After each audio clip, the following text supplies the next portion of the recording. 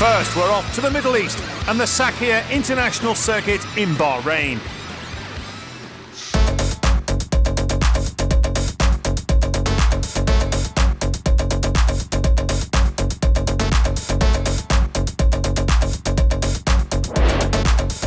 It's a massive circuit, 5.5 kilometres, 14 turns and, importantly for overtaking, 4 decent straights, the start-finish run being just over a kilometre. Because of its location, wind-blown sand can be an issue, though the circuit builders included an innovative solution which overcomes most of the problem. GT1 had something for everyone in terms of hardware, but it was hardware that let down the number 15 Ferrari of Hubert Haupt and Wolfgang Kaufmann. At the time, they thought the clutch had gone, but it was a crown wheel and pinion, far more serious, and the car was sidelined for 24 hours waiting for spare parts. The Ferrari had set a time that made it 5th fastest, though it was a trifle academic now, and it was 10th. Behind the Force One Viper of Stéphane Lacroix. 2/10 faster and 3rd quickest, Lara competition with the number 12 Viper. And this hugely experienced team obviously a force to reckon with. As will be DDO with a very rapid Saleen, one of only 2 cars to dip below 2 minutes during qualifying, although still a couple of tenths away from the eventual pole time. And that slight power disadvantage was something the team expected to see repeated during the races. Yes, I think Ferrari is a very good car and the drivers are very good drivers, and it will be difficult for us, but we will do a good battle, I think. In its short career, the 550 has emerged as a major force in GT racing, and it was no surprise Ferrari claimed pole position. Sports car stalwart David Brabham making good use of fresh rubber to claim the top spot. Well, yeah, I think once the new tyre went on, we found a bit more grip. I think when you go out at the beginning, the tyre gets a lot of sand in it and then it loses a bit of performance. Then you put a new one on, and then for a couple of laps you actually get a bit of performance. And then the sand gets on there again, and then you start sliding a little bit more. So, but we did enough today to start at the front, so that's good. Delays to other races put the day one programme back an hour, and it was getting dark as 40 cars lined up on the grid for race 1. This is the first of 3 qualifying races. It's scheduled to run for 35 minutes, but Bahrain is about to get an unexpected little bonus. This won't be just the Kingdom's first international sports car race. It's going to run into the darkness as well. The sun sets very quickly in this part of the world. There's very little lingering of it on the horizon, so we'll go from day to night in just a few minutes. Although it looks as though the actual rolling start will take place at sunset. A dramatically beautiful backdrop then for the start of race 1. 35 minutes, we think it'll run to about 18 laps. And we're on board in the number 1 Celine Francois Fiat, starting on the outside of row 1. And they come towards turn 1, and that looks like the Cooper's Ferrari going into the lead.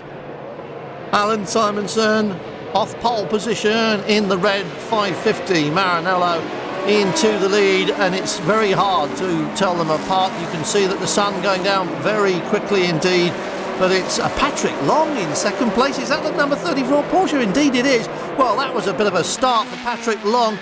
He got the jump on a handful of cars there, and so did this man. We're on board with the Russian driver in the number 35 Ferrari.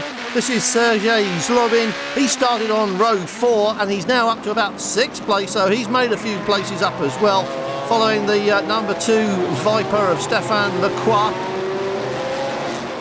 And the grid order more or less the same, except for really Patrick Long, who got such a great start, jumped a handful of them in the dark there.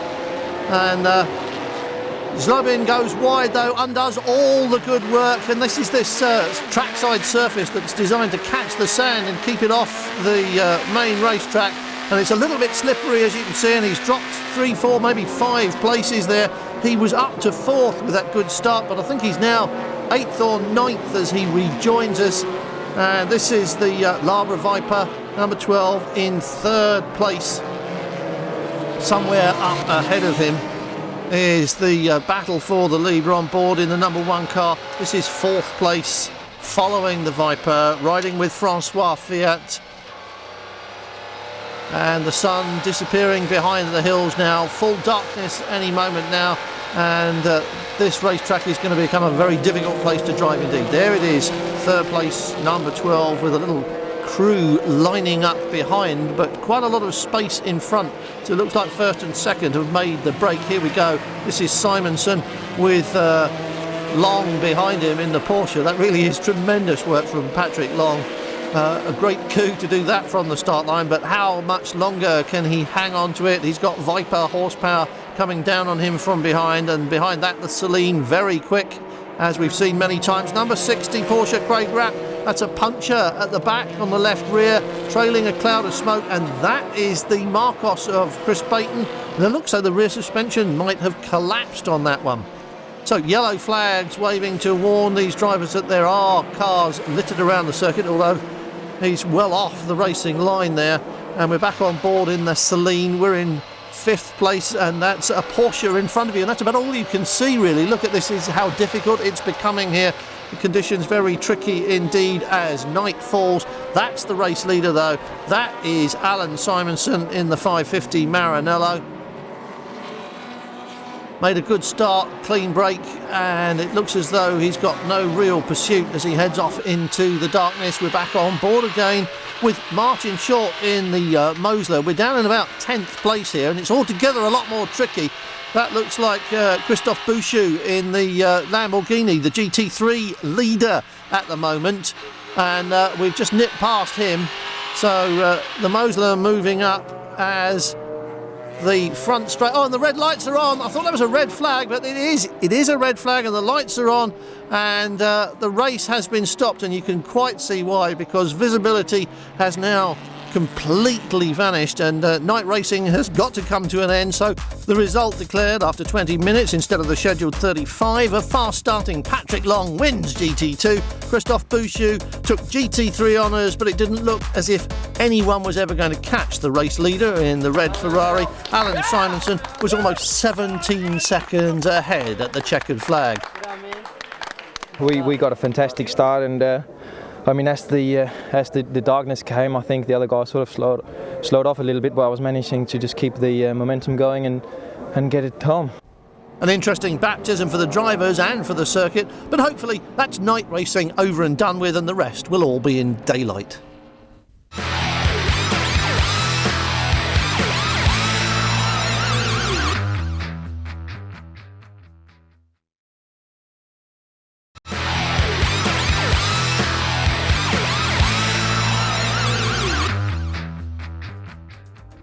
Bright sunshine in Bahrain, day 2. This is race 2, and the grid of course determined by the finishing order from race 1. 43 cars on the grid this time, and that includes the number 15 Ferrari, crown wheel and pinion repaired, and Hubert Haupt right at the back in position number 43 as they wait for the signal to start. We're on board now with number 12 Frederic Dedours driving today as the safety car moves aside. That's that long kilometre straight, and that's one very, very messy grid. Hardly what you'd call 2 rows. The red lights stay on. Will the starter give them the go-ahead? Yes, it's green. Pedal to the metal.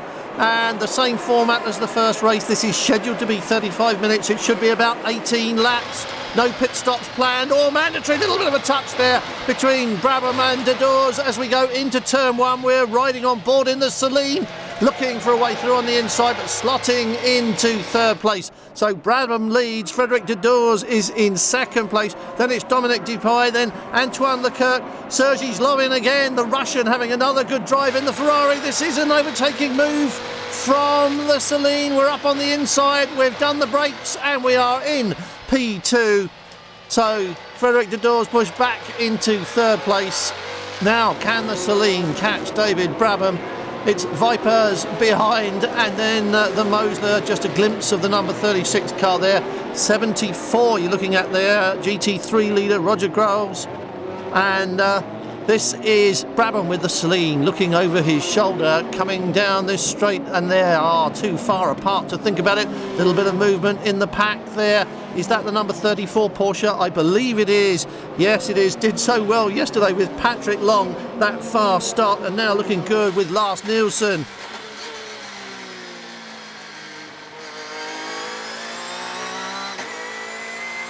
And just beginning to pull away, open up a little bit of space. And who's that parked by the side of the road? Kevin Riley. Oh, and that's Thierry Steback, and that's a turbo. That huge cloud of smoke behind the Porsche, so characteristic of a blown turbo.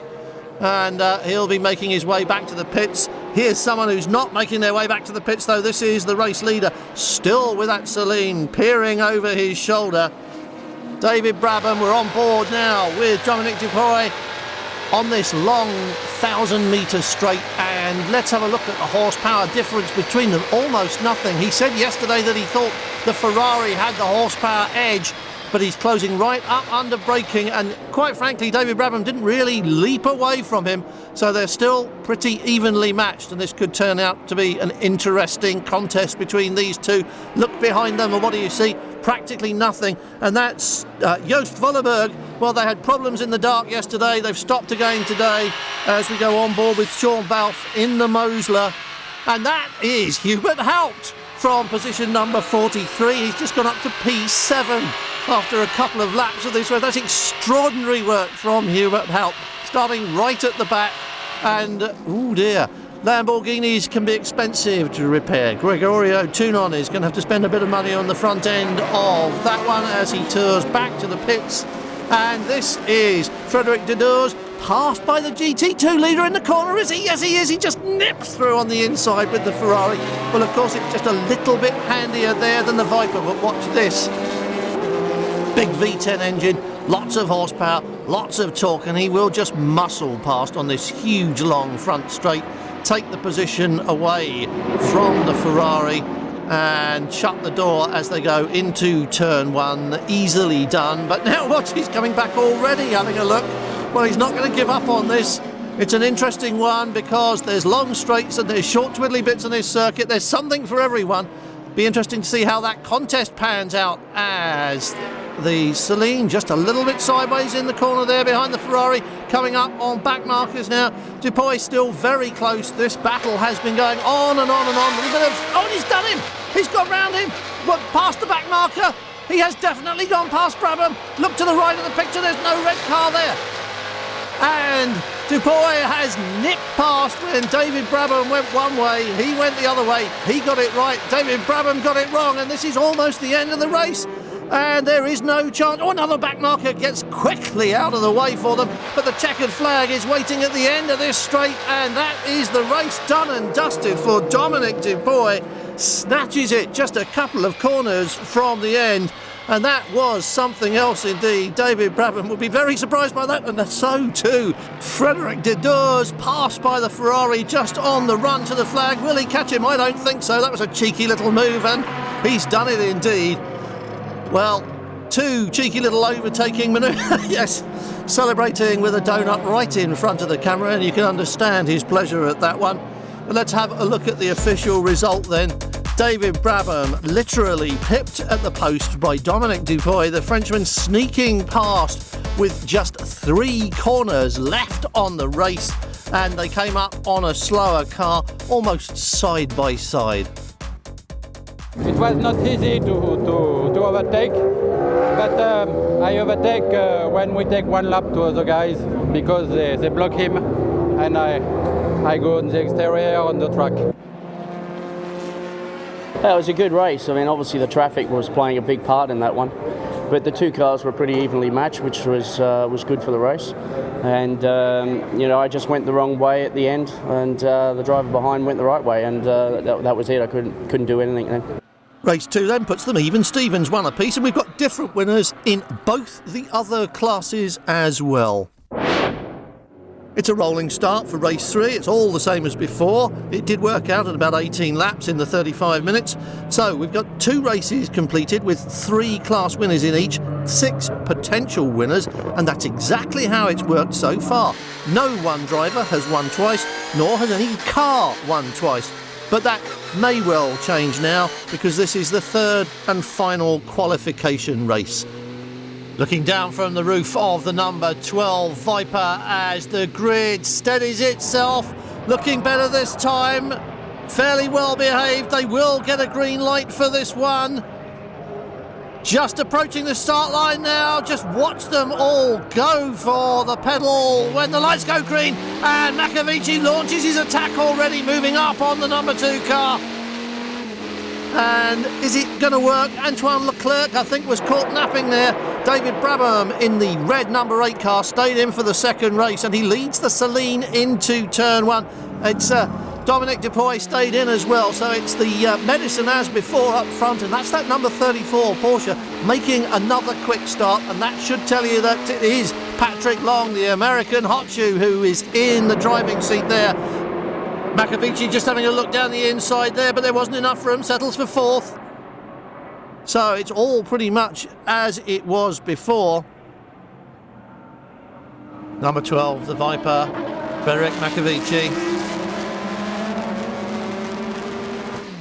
On board with him, looking at the tail end of the Porsche, and now can we get some horsepower down and catch up with him? Well, it gets out of the corners very well indeed, the Porsche, as you'd expect really, puts the traction down very well, and not a chance for Viper horsepower on that straight. It's going to have to be the big long one as David Brabham comes towards us, and will we see a renewal of that little battle that lasted the whole 18 laps?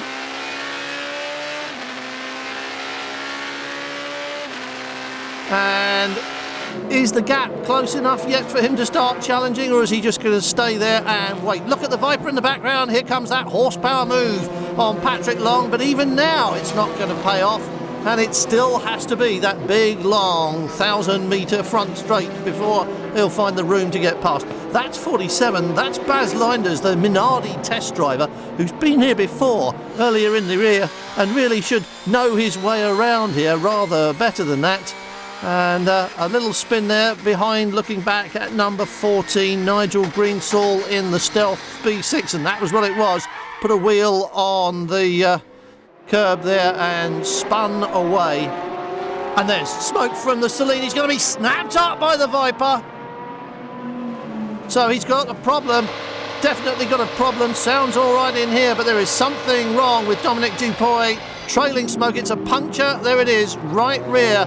And that really has taken all the heat out of the battle. We were looking forward to a renewal of their race 2 contest, but it isn't going to happen now. As we look at number 35, this is Jean-Philippe Belloc, the GT2 leader, is now up to 4th place overall, which is good going for them. This little Ferrari is really having quite a good weekend. So heading up GT2, that's 46, that's the second of the JMB Ferraris, and that is Fabien Girard, the GT winner in race 2, who is obviously not going any further in this race. And this is David Brabham, who obviously has no opposition left now in this race. It's all been diffused with the departure of the Saleen. They had a big lead, and that's Richard Chamberlain, so the drama's still continuing, even though the checkered flag is somewhere being unfurled as we speak, heading towards the final few minutes of this final qualification race. We're looking at Nigel Greensall in the Stealth, up to 6th place, made in England, and a regular runner in the British Championship. 0 to 60 in 0 to 100, I beg your pardon, in 6 seconds. It's a very quick car indeed. Front row spots in the British Series, fastest laps, all sorts of things. A car to watch out for, and watch out for Jean-Philippe Belloc, who is just thinking about making a move on Patrick Long. The race is almost over. This is the GT2 battle. This is 1st and 2nd in GT2. Can the Ferrari pull it off and pull one over the Porsche? Well, we'll wait and see. He did it to the Viper in the previous race, and he's gone through on the inside. Yes, he's made it stick. Well, isn't that extraordinary stuff? And the Porsche comes straight back at him. So Long isn't giving up yet. Belloc in the black Ferrari, though, has the advantage. and it looks as though he may well be able to carry it all the way to the checkered flag, but he's going to have to work for it because Patrick Long isn't letting him get away, and he's right in the slipstream now, right tucked up underneath the rear wing of that 360, and they're racing all the way to the checkered flag. There is hardly a few centimetres between them, this close to the end of the race, but here is the race leader. The overall man at the front, David Brabham, has got nobody between him and victory now, and all he's got to do is hustle it round the last couple of corners. And here we go, checkered flag time. The lights flash and the flag drops, and that's a second victory for David Brabham. Well, it was very close in the previous race, but now there's 27 seconds between him and the nearest pursuit, which is that number 12 Viper. And look at that, Jean-Philippe Belloc got the best of Patrick Long and takes the GT2 win. And the GT3 battle was a long way down on the rest of them. 11th overall, that was Philip Keane. So another good outing though for this Ferrari, which really has made the point, and David Brabham quite clearly very pleased with that victory. It's a shame that the Celine had a problem because we're obviously quite evenly matched, and it would have been for a good race like it was the race before. But you know, we'll take the win. We're a little bit further up the grid than that car at the moment, so you know, we'll just obviously see what happens in the main race. But so far, it's been a great weekend for the Cooper Ferrari team. Coming up next, it's more sports car action.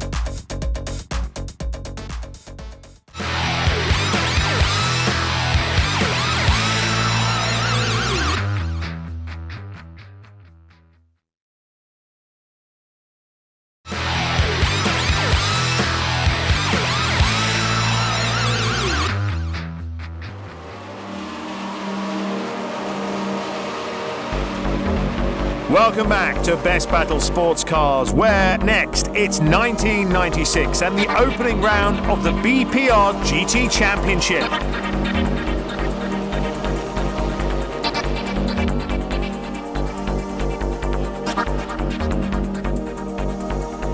In qualifying, the turbocharged Ferraris took full advantage of their ability to turn up the boost, and the number 28 car of Gounon, Belmondo and Bernard took pole ahead of teammates Olofsson and Della Noce in the 27 car, and 2 seconds clear of the nearest of the McLarens.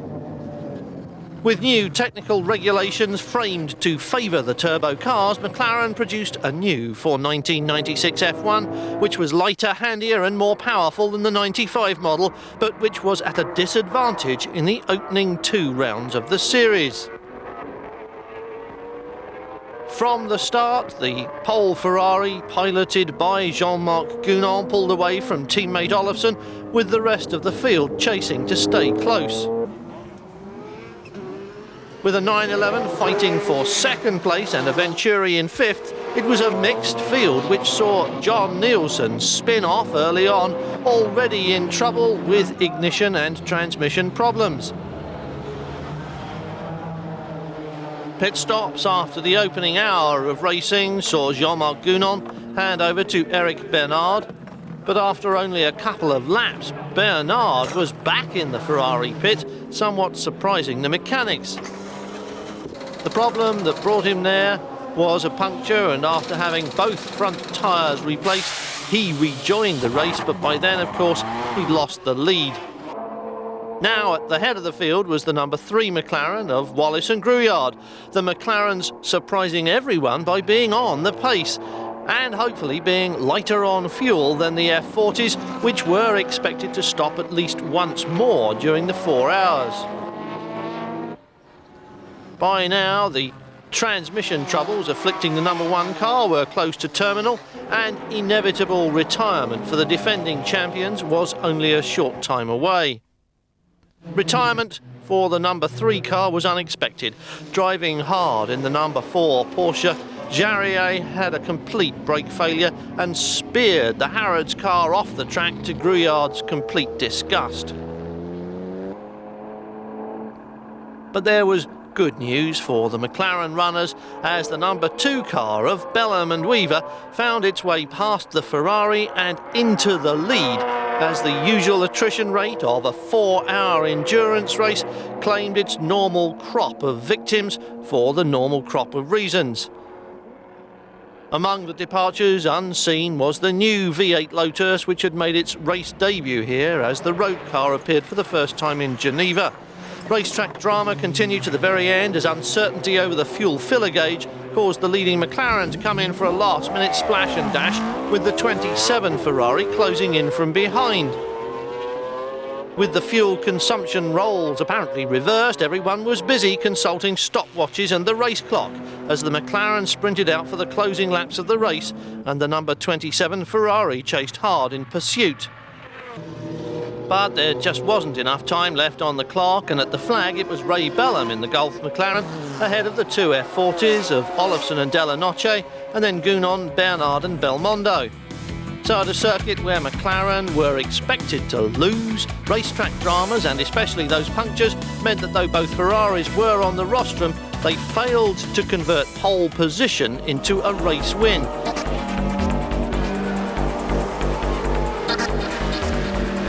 The BPR series delivering fantastic action. As next, it's Lamborghinis doing battle in the Philippe Chariot Trophy.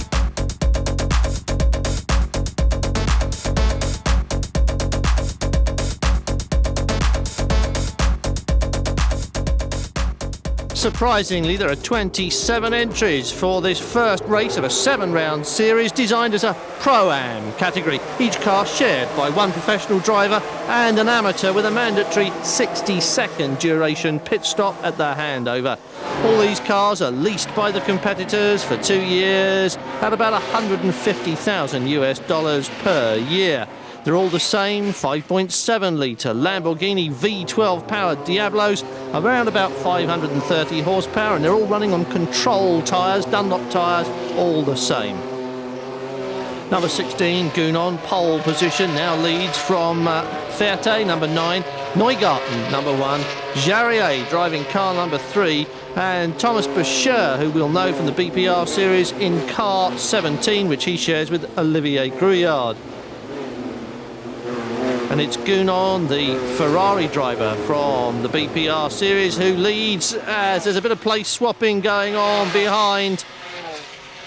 And you can see it is an extremely full grid. You'd have thought in an expensive series like this that the grid would be very sparse indeed, but not a bit of it. It is very well subscribed to. As we go on board with Gerard Larousse in the number 11 car he's sharing here with Gerard Holtz.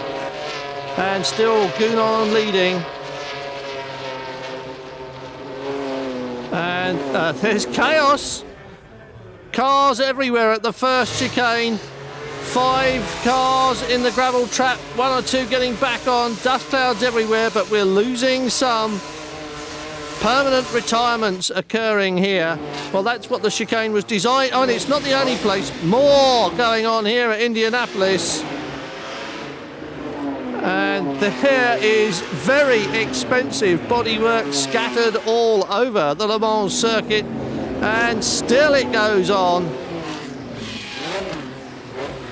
Well, the man from the local Lamborghini agent is doubtless in the paddock here at Le Mans with his order book in his hand. And he'll be needing it. Look at the damage. The leader, more than showing the scars of battle. The pit stops have begun. Here is 16. This is Gounon, scheduled to hand over to La Riviere, with whom he shares the car. There is the number 17 car. Boucher, oh, and serious damage. Ferte has lost a front tyre and it has smashed that bodywork to pieces, or did the bodywork smash and puncture the front tyre? It looks as if that's the scar of battle. He's not the only one in trouble. That's Asher in the gravel, keeps it going, doing well. But, oh, and the curb almost puts that car on its roof. What an expensive roll that would have been. Doing his best not to get stuck in the gravel trap. Back on board with Larousse. 300 kilo. Oh, and here it continues. That's Paolo Mondini ploughing his way out of the gravel trap, filling the scoops up with all kinds of rubble. And The number 10 car spinning as well. There is the leader, Gounon, into the pits. That's La Riviere waiting to take over.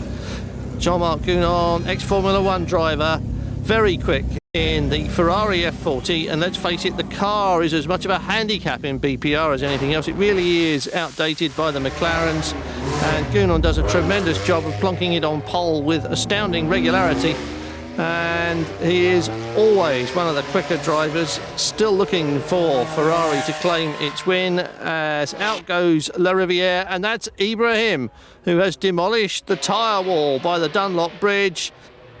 And that is De Lesseps in the number 8 car, finding his way past La Riviere. But here's the race leader. This is Neugarten, took over from Jarier at the halfway mark, and now looking ahead towards the checkered flag. Neugarten looking for victory in this inaugural round of the championship. And there is his checkered flag as he becomes the first Diablo driver to take the checkered flag in the series. That is Philippe Chariol, and retirement has been visited upon him. And as Neugarten takes the checkered flag and the victory is settled, Neugarten, La Riviere and Gounon and De Lesseps in the Pro-Am category, and it was Kessel, Fradin Chauffeur and Puig and Moller in the gentleman driver class.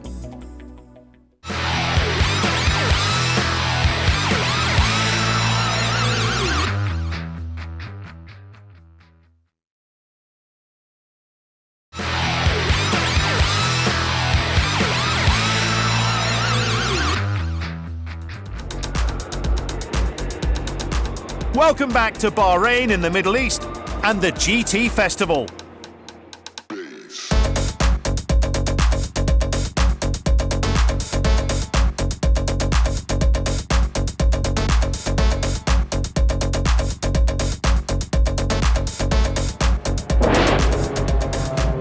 The feature race then is the full Monty. We're talking 60 minutes, about 30 laps probably, given that they are just over 2 minutes a lap. We'll wait and find out. There's a pit stop in there as well, so that's bound to slow things down. And the grid, of course, determined by the finishing order of race 3, with the number 8 Ferrari on pole, a pair of Vipers right behind, and a sterling drive from Jean-Philippe Belloc puts the GT2 Ferrari on the outside of row 2, with class rivals in the 34 Porsche on the inside of row 3. Stand by for fireworks when this lot gets the green light, because the Celine is way back on row 4 as a result of that puncture, and that means Francois Fiat will be looking to find his way through. Fairly neat and orderly. They are going to get a start light. We're on board in the number 12 Viper with Frédéric Dedors, and the lights have gone out and he's on the hammer now. Watch on the right hand side, that's the 550 Ferrari, that's Alan Simonsen, and you can see the power of that Ferrari. Just late braked into turn 1 to take the lead, and it's fairly well behaved as we look down on them from the air. And already that red Ferrari streaking away at the front of the field. 1 or 2 people taking it fairly wide, but it all looks as if it's happened pretty much according to plan. Alan Simonsen from Frédéric Dedors, and behind that Wolfgang Kaufmann from 8th place. It was the yellow Ferrari making all the running. We're on board in the Celine with Francois Fiat down in 5th place now. Not so bad from where he started, but it was Wolfgang Kaufmann who really got it off pat there on the start. In 3rd place, and a bit of tyre smoke from Dedors in the Viper as they unwind this opening lap and everything starts to come up to temperature. Simonsen, Dedors, Kaufmann, and behind that Stéphane Lecroix, and then Francois Fiat in the Celine, and then Belloc in the little Ferrari. Top 3 pretty close together. 3 behind that pretty close together as well. Belloc doing a good job hanging on there. And who's that who's moved up? That's Adam Sharp, number 44, who's right behind Belloc. He started well and is looking strong on this opening lap. But already the leader starting to pull away, and in 3rd place you can bet that Wolfgang Kaufmann won't want to see that happen. He'll be wanting to get on past the Viper in front of him. And indeed, Francois Fiat wants to get in front of Stéphane Lecroix. But look at the class of lead which Simonson already has got, and that is the 44 Porsche. A little bit too eager on this opening lap, a little spin and a recovery, but he's dropped a few places, I'm sure. And there's some very racy stuff going on here early on in a 60-minute race, of course. Looking backwards from the number 47 car of Baz Linders in, I think, 8th place. And I think that's probably the stealth of Nigel Greensall behind, indeed it is. And here is the Celine. Oh, still looking to get past. I think he may well found it there. Stéphane Leclerc got a little bit out of shape there, and if he doesn't pick it up and get on with it quickly, he's going to lose the pace. Well, it certainly got Francois Fiat all excited, because he can see he's got the man under pressure, and he'll be looking to do that again as quickly as he can, and this time capitalise on it. Just about held on to it there, did Stéphane Leclerc, but he won't get away with that twice if Francois Fiat is on the job. The Celine, remember, pretty much the class of the field, along with that red Ferrari out in front. Nothing very much to touch them on speed in those opening races. So really we should be looking for more of the same. And there it goes. We're looking at it from on board with Jean-Philippe Belloc, and he just went straight by there. And yes, it's stuck. The move is a good one, and the Celine goes up one place. And you can see the power of the GT1 cars as they move away from Belloc, although the little Ferrari sticking with them very gamely. But there's Francois Fiat up one place now. He's got a couple of cars in front of him. He's got Wolfgang Kaufmann and Frédéric Dedurs ahead of him in the Viper and the Ferrari. And Kaufmann was looking to get past Dedurs, and I think he might have done that because that is a Viper in front of the Celine. So it looks as though Wolfgang Kaufmann has gone up one place into second spot. Well, that's their best position, I think, for the team in GT racing since they started working with the Ferrari. So it's going to be a good afternoon for them if they can keep that up. He'll certainly be looking to chase after the race leader as quickly as he can.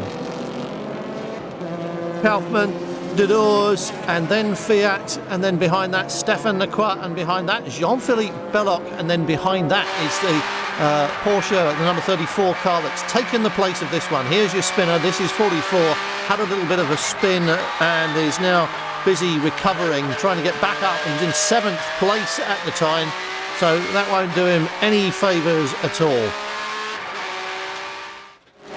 This is Dedurs with Fiat right behind him, and no sign of Wolfgang Kaufmann in this picture. Now, he had gone on ahead to chase after the race leader, but on board now with Francois Fiat, and the Viper's hit a bit of debris, or has something come off the front of it? Well, certainly it's given Frédéric Dedurs something to think about now, and gets a bit loose on the curb, and that's all the opportunity Fiat needs. Well, I don't think there is something stuck to the front end of that, and I think the Viper just ran over a little bit of debris, and he's coming straight back at the Celine, but it's not going to happen. Francois Fiat's got that one sorted out. Frédéric Dedurs is going to have to settle for what I think is now 3rd place, because I think that Wolfgang Kaufmann is missing from this picture. Somewhere up ahead is the red Ferrari of Alan Simonson, and the reason he's got such a big gap is that we have lost that tremendous performing Ferrari of Wolfgang Kaufmann. Really did well in the qualifying races once they'd got it fixed, but now it seems we've lost him from this. Engine problem, retired in the pits, and that is the Lamborghini number 63, 3rd in GT3, or it was up until that moment, recovering after a spin. So yes, we've lost Kaufmann, and that's a real shame for the race in general and for the team in particular. So this is 2nd place then. Francois Fiat in the Celine is 2nd. Frédéric Dedurs is in 3rd place, and we're on board again in that number 44 Porsche, trailing a little bit of bodywork, although he may not be aware of it at the moment because he probably can't see from inside the cockpit, but there's a huge lump of bodywork dangling behind this car, and they may have to show him the black flag. Now they've put a safety car on track to collect him and the bits of debris. We saw what was happening with the Dedurs number 12 Viper, and they put the safety car out to give the track safety workers the chance to collect up all the little pointy bits of carbon fibre, because it really does make mincemeat out of race tyres. punctures the immediate and inevitable result of running over carbon fibre. And really, Frederick Dedeur is very lucky that he hasn't suffered that fate. So it's GT1, number 8, Simonsen in the lead. GT2 leader, number 35, the little black Ferrari of Jean-Philippe Belloc. And the number 74 US Car World Viper is in the lead of GT3 as we lap behind the safety car. We're on board in the number 1 Celine. That's a back marker. And there you can see how much bodywork is hanging off the back end of that. And it'll have to go into the pits and have that seen to. There's no two ways about it. And that is number 27 coming in to retire. Number 37, I beg your pardon, is the Harrier coming in to retire. Not quite sure what their problem is, but the safety car is off. The lights are going green at 20 minutes into this race. A couple of laps under the safety car means that that's a couple of laps we probably won't get at racing speed later on. But it's Simonsen from Fiat, from Dedeurs, it's Ferrari, Celine, Viper, and then it's Viper Lacroix, Ferrari, Belloc, and then it's Porsche, and that's Lars Nielsen at the wheel there. And then it all gets very busy indeed. And Alan Simonsen has got all that work to do again. I think that's the number 47 Vertigo we just caught a glimpse of there, going through quite well placed. There's the Mosler back out on track, so it hasn't retired after all, but it does seem to have suspension damage, or so we're told. Race leader, second place, third place. It's 8, 1 and 12 at the front of the field in GT1, and as you know, the number 35 Ferrari heading up GT2 and running with the big boys and having fun while he's doing it. But look at this again. That is the back end of a Ferrari disappearing into the middle distance. That's the pit lane entrance there. That's the number 60 Porsche has just passed the pit lane entrance and spun.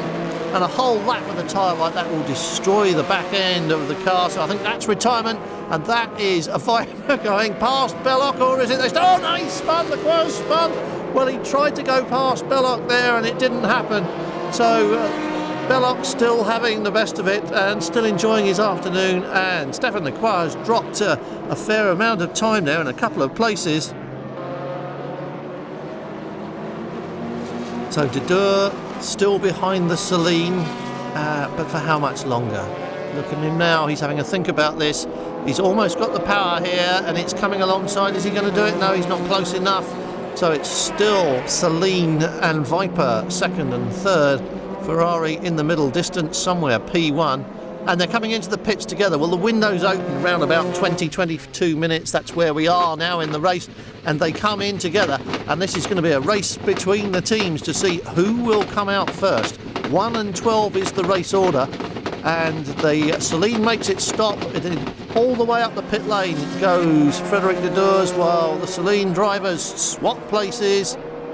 In goes Dominic Dupuy. Out, very unceremoniously bundled out comes Frederick Dedeurs, and in goes Makovici. So how quickly can they get away? If the Viper crew can turn that car round fast enough, they'll be out in front of this one. This is Dupuy. Starts up and away he goes. Pit lane speed limit, remember, and that's a Viper in front of him. That is a Viper in front of him. That is the number 12 Viper. They have swapped places during that pit stop. And there you can see it.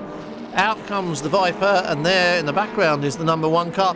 And there is a Lamborghini which appears to be unbeaching itself. It's spun in the background there.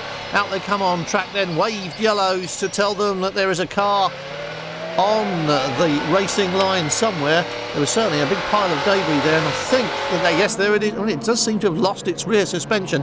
Number 65 seems to have collapsed the back end. Whether that caused the spin or was a result of it, we don't know. That's the number 33 Porsche, and perhaps there was contact because it's smoking from the front end.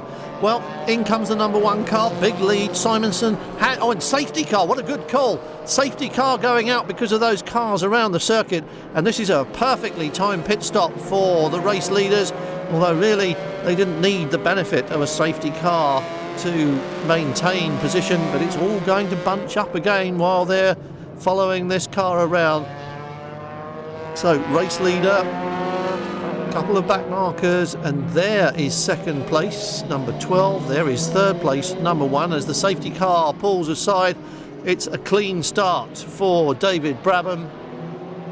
He's got a good drop on second and third place, and they're coming for him, but he's already gone away up the road. There he is, disappearing into what is almost the sunset now here in Bahrain. Late afternoon. This race started just after 3 o'clock and scheduled to finish just after 4. And that's the British Ferrari. That's the number 53 car which has spun, and we're on board now with Sergei Zlobin.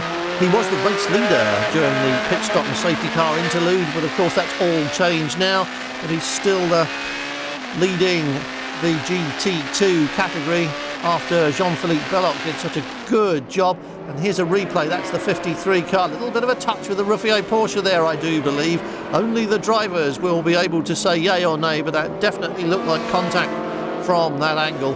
And here's the battle for second place. Can this Celine, can Dominic Dupuy now get past the Viper?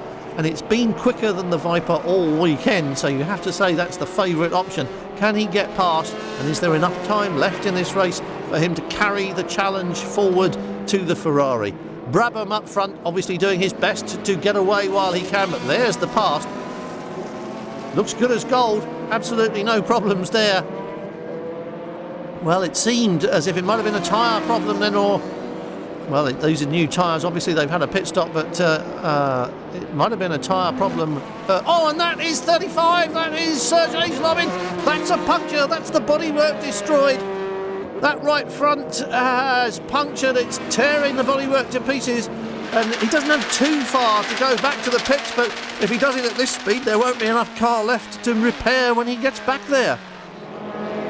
Here's Brabham coming round towards the end of what is certainly going to be his final lap, and there is no sign of a Celine. He's definitely slow. Brabham has responded, obviously, but he couldn't have responded that much because he's been going at it fairly well throughout this race. So has the Celine got a problem? Is it running out of fuel? Is it running out of tyres or brakes? We're on board with the Viper, and we're looking for a Celine, or have we already passed it? Because this could be a change of position on this final lap. Is that a Celine just ahead of us in the sunset?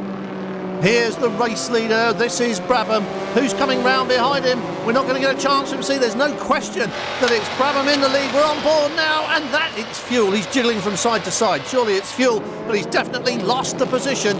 Just a corner before the checkered flag. Brabham wins it, and coming round the corner behind him will be the number 12 Viper, who has just nipped past. There he is with the Celine in the background. I think running out of fuel. He may have a problem, but it's all over for Dominic Dupuy, who was heading home to second place, and he's dropped back to third at the checkered flag, just crossing the line now. And it's an engine problem on the last part of the last lap that put an end not only to pursuit, but also any hopes of finishing second. And it's a third place finish for the Celine. Bitter disappointment really for Dominic Dupuy, who had been threatening a real nail-biter of a last lap for us. Celebrations though for the Viper crew, and of course celebrations most of all for race winners Alan Simonson and David Brabham. Yeah, I mean, it's a fantastic result for the Coopers team. I tell you what, I mean, for an Australian team to come over in an international race and show what they did is pretty awesome. Great credit to the guys. Labra competition wrapped up GT3, and with the JMB Ferrari sidelined 2 laps before the end, Patrick Long and Lars Nielsen took the GT2 honours. It's fantastic. As I said in the beginning, what a great start to season 2005. Sun is shining, and here we are, number 1. Champagne time for the winners of the big race then. The podium celebrations coming at about the same time of day that they started that first qualifying race yesterday. The difference now is that the drivers and the teams get the chance to savour this truly spectacular sunset. That completes some great action. Do join us again next time on Best Battles for more sports car racing.